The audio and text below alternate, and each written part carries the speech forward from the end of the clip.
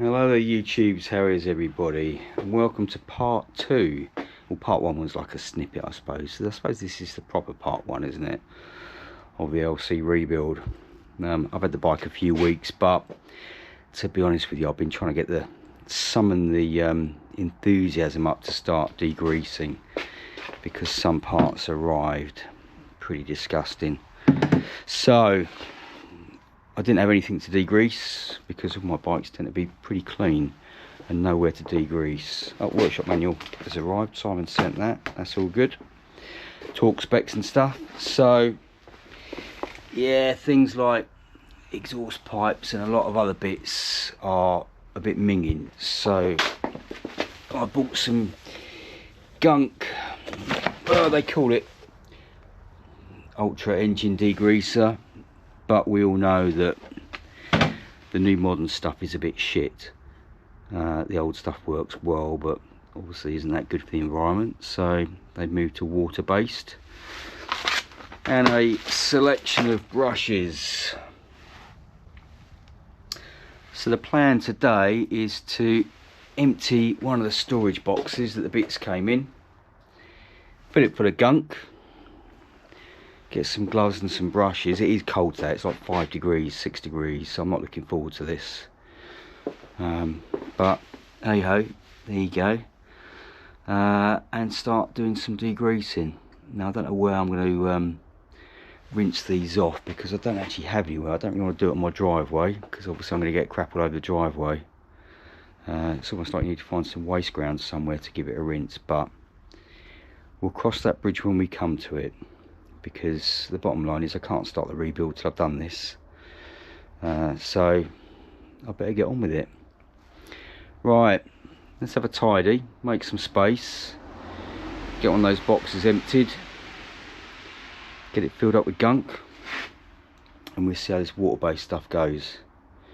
I'm not holding out much hope, because it just doesn't look good, does it? The time will tell, we'll find out. Right then, let's see how we get on. Well, I've had a bit of a tidy, moved the bike over a little bit. The exhaust pipes, they're gonna wait till another day. I don't really fancy doing those today, and they're gonna be one of the last bits to be bolted on the bike. So what I've done, I've emptied one of the tubs. Let's get some gunk in there. Make sure, okay, won't be using that one, there's a crack in it. Right, back to the drawing board. I did already do one of these and there was a hole in one already, so right, back in a minute. Right, we got a tub with no holes, at least no holes that I can see. So let's get it filled up and let's start cleaning these cases, and you can see they are absolutely grim. Now I don't know who stripped the bike down, because I certainly would be degreasing this before I took it apart, because it is, as you can see, it's just lumps and lumps of stuff. I mean, even the head, you know, even the head's manky. And obviously in there, I'll probably get a screwdriver in there, start scraping that out. Because the problem is, as you probably are all aware, if you don't clean an engine before you pull it apart, then cleaning it before you pull it apart minimises the risk of debris and crap in the motor. I mean, this needs a thorough clean, because unfortunately all the bits have been sat out anyway, so it does need a clean. But if ever you're going to pull a motor apart, give it a good clean.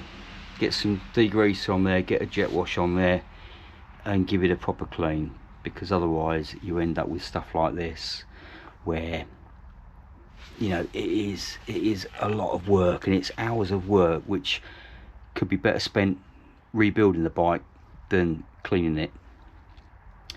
But enough of that. it's taken me a few weeks to sum up the enthusiasm. So let's crack on, let's get it cleaned, and once it's clean I'm going to be a lot happier, because I fucking hate cleaning bikes.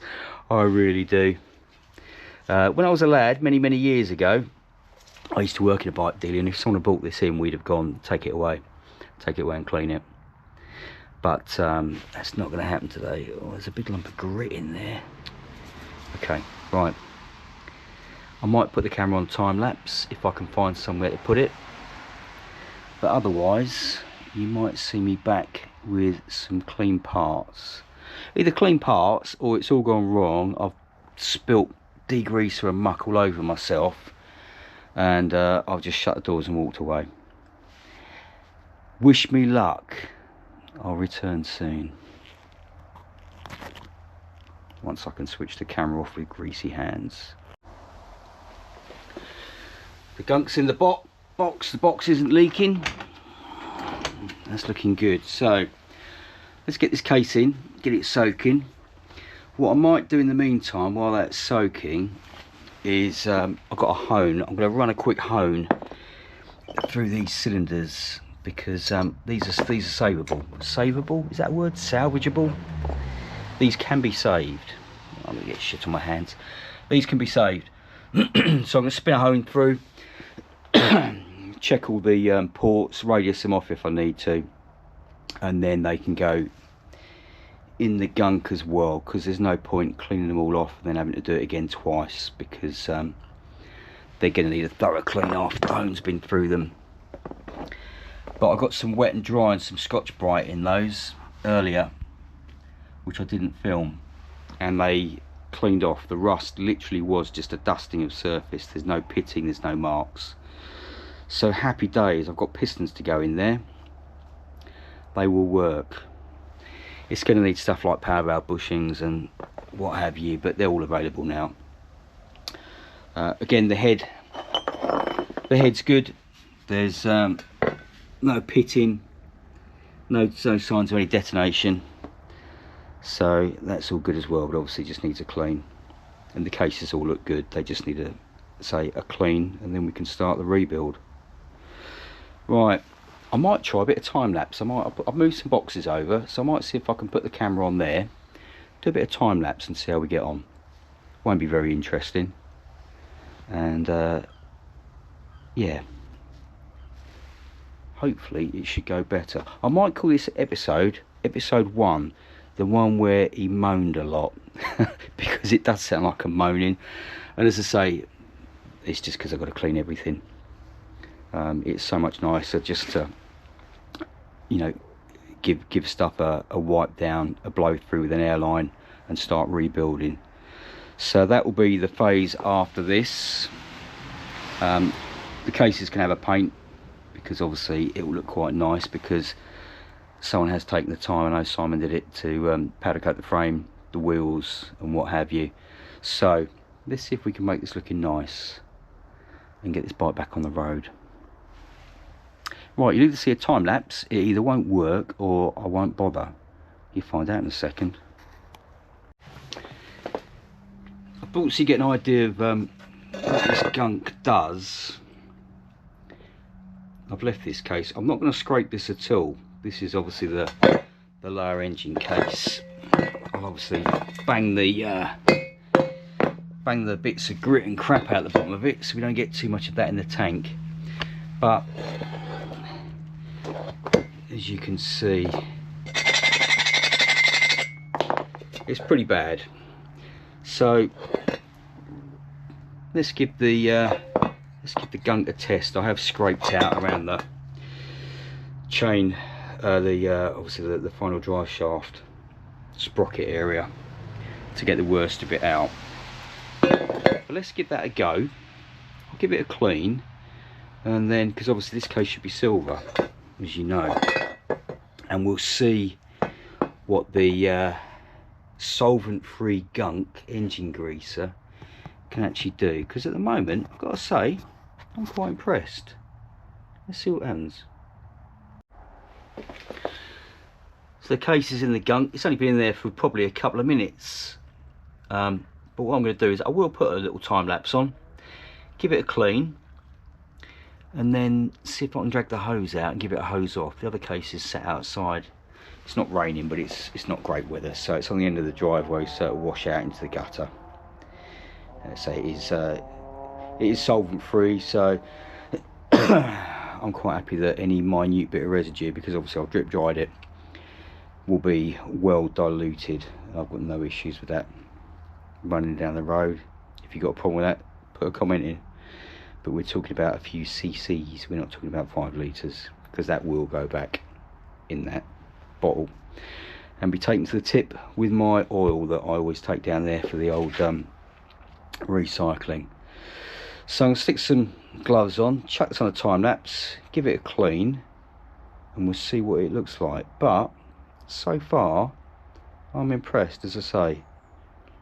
Let's see how we get on.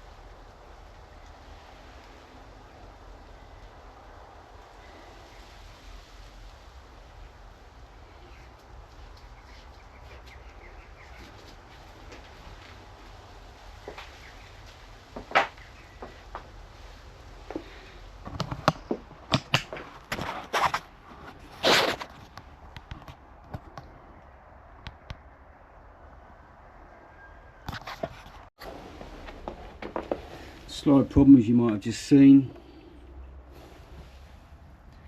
Managed to crack the bottom of the tub while I was cleaning. So obviously it's all been decanted back into the pot. But I can confirm it cleans the floor up nicely. Right then, let's try and find another tub.